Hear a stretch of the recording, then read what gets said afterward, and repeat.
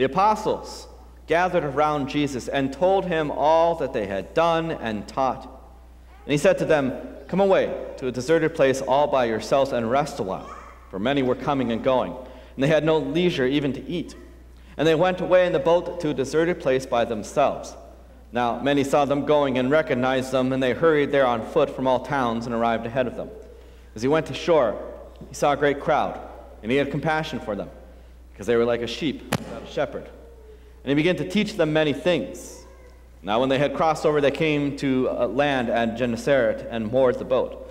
When they had got out of the boat, people at once recognized him and rushed about the whole region and began to bring the sick on mats into wherever they heard he was.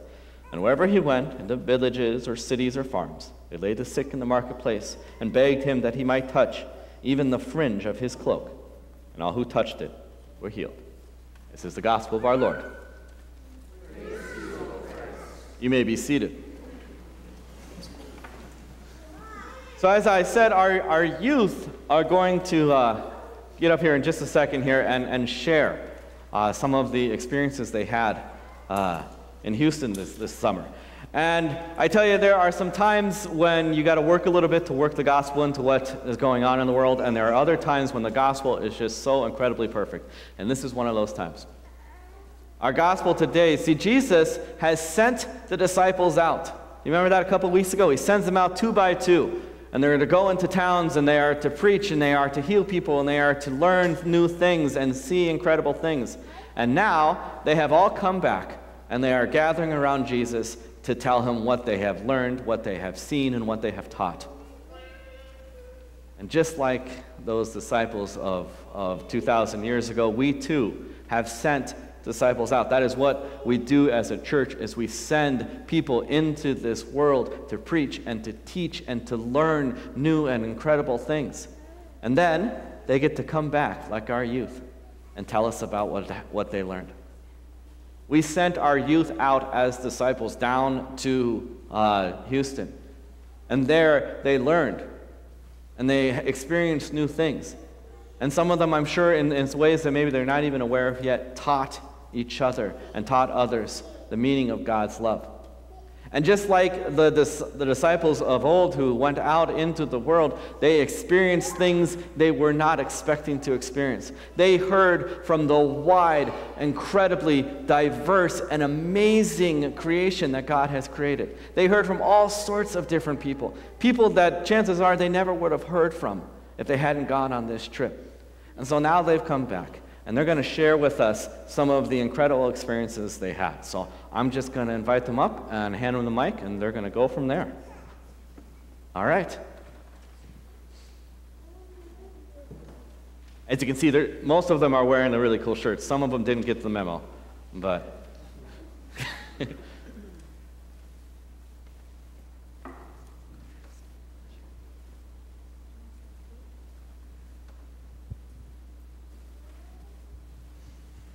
Hi, I'm Allison Anderson.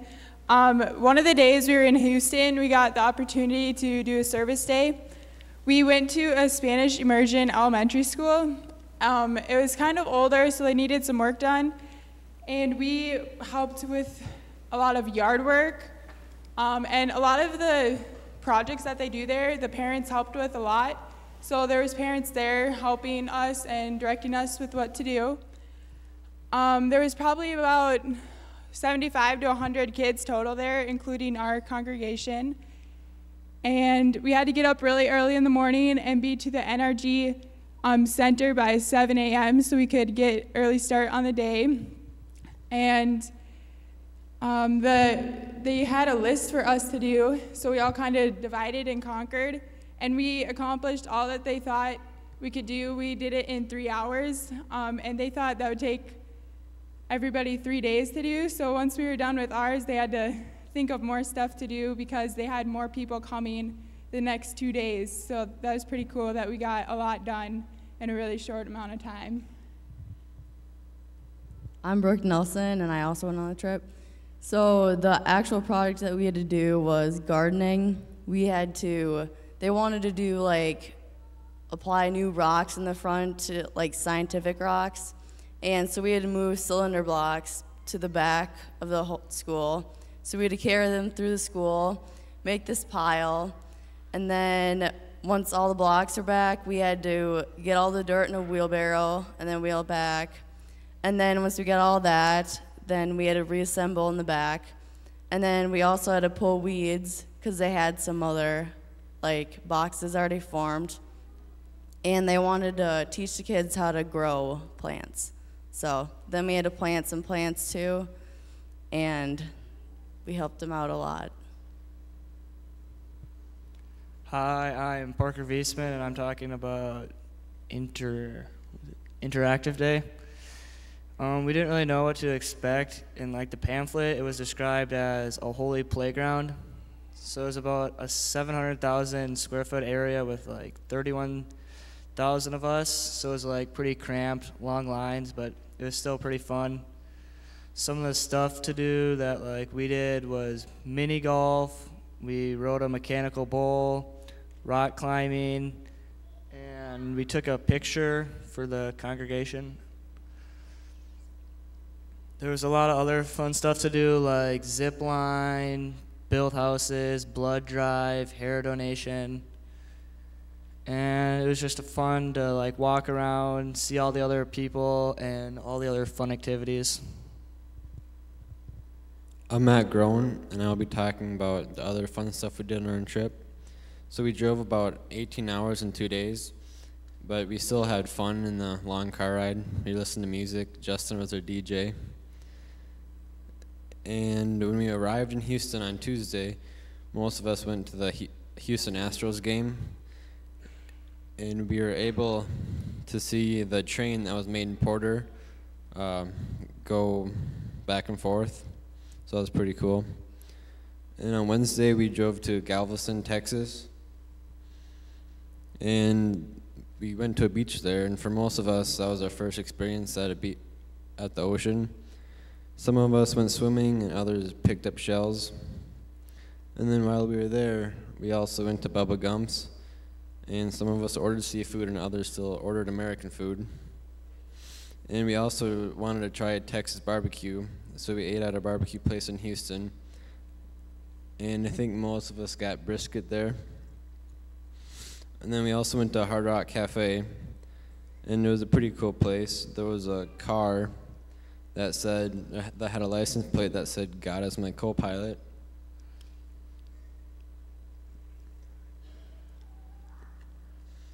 And every night before we went to bed, we met in my mom's room, and we talked about the day and what were the plans for the next day. And she also read some stories that were pretty cool to hear.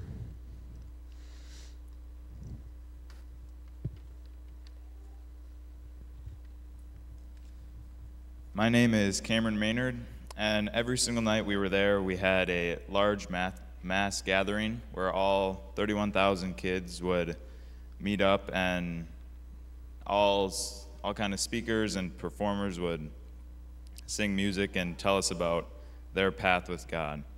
And there was 3 main points that they went over throughout the week. That was God's love, God's grace, and God's hope.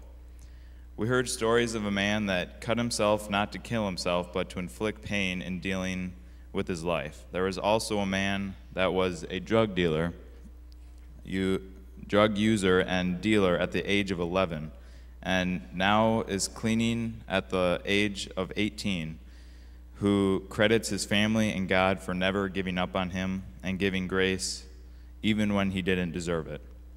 There was a boy that never felt right in his body and was an introvert due to not loving himself or his body. This person has now found her true self and her voice, and who spoke at the National Youth Gathering in front of 31,000 people about being her true self. There was also an Indian woman who was brought up in the Hindu religion, but attended Lutheran church with her college friends just to do something with them that night, and was so amazed by God's grace that she is now a Lutheran pastor.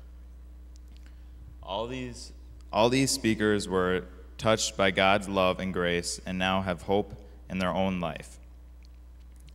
Bishop Elizabeth Eaton also spoke at the gatherings, and each night the colors of the cross changed for the mass gathering. It was amazing to see so many people gathered at the gatherings, and there were many talented speakers and musicians. On Sunday morning, we received communion at a large church service with everyone from the gathering before we left.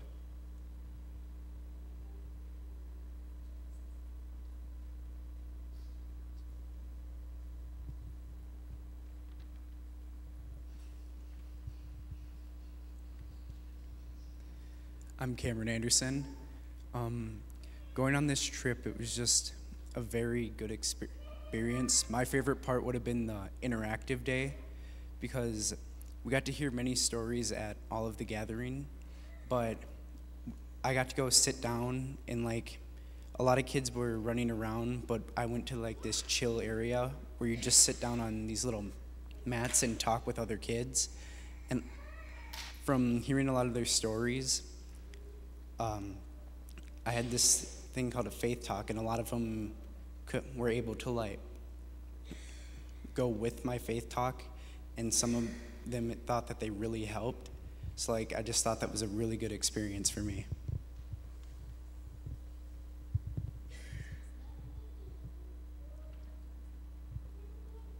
I'm Anton Milner.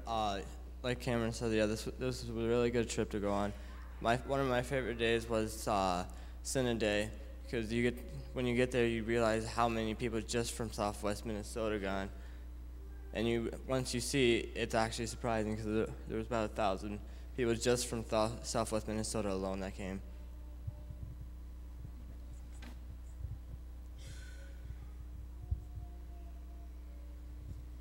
Well, I'm Amber Gruen. It was a real pleasure going on this trip.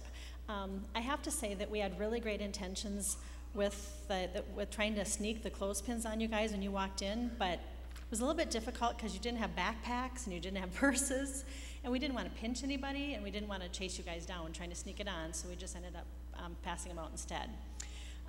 But that was kind of fun because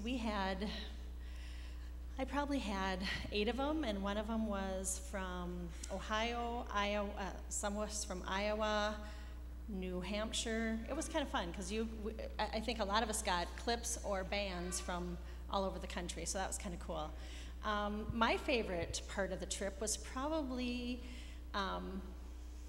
it's hard to pick one, but I would say getting together at the end of the day in my room and just kind of talking about the day's events, kind of having our own little fellowship. I'd read some stories. All the kids found out I cry anytime I read an inspirational story, so they kind of got to see me try and get through that. But it was really a fun time, and I was really impressed with these kids because at service day, there were 3 other congregations present, and they gave us the instructions, and the other congregations kind of just stood and were wondering what to do. These kids were the first ones to get started.